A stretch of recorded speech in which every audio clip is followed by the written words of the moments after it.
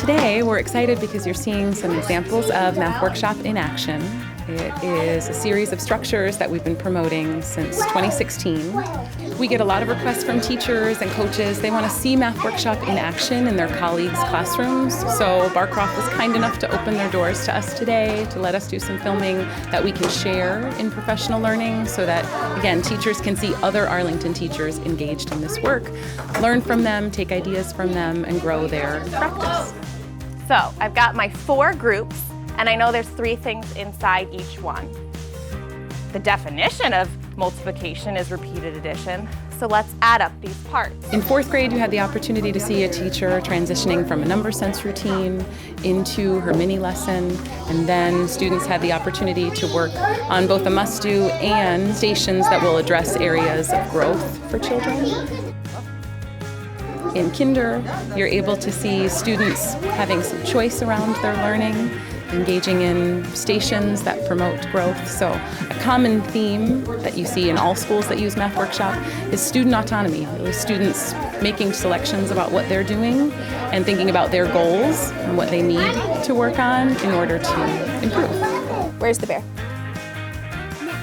Next to. Go ahead and read it. So we just had a kindergarten mid-year math assessment.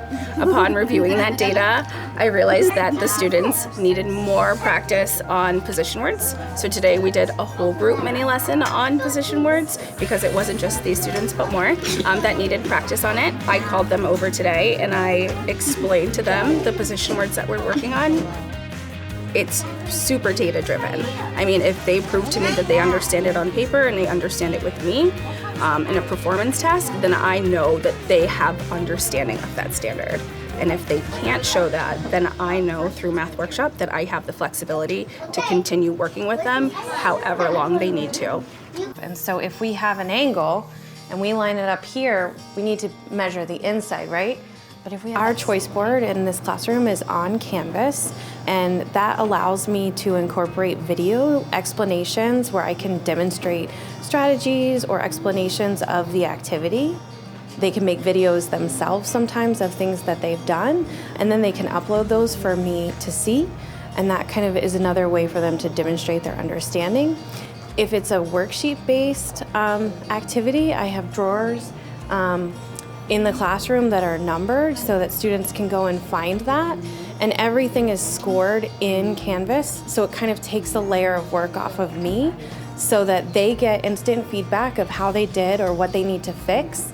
They have videos they can go watch if they need to practice that strategy again, and then they can try it again.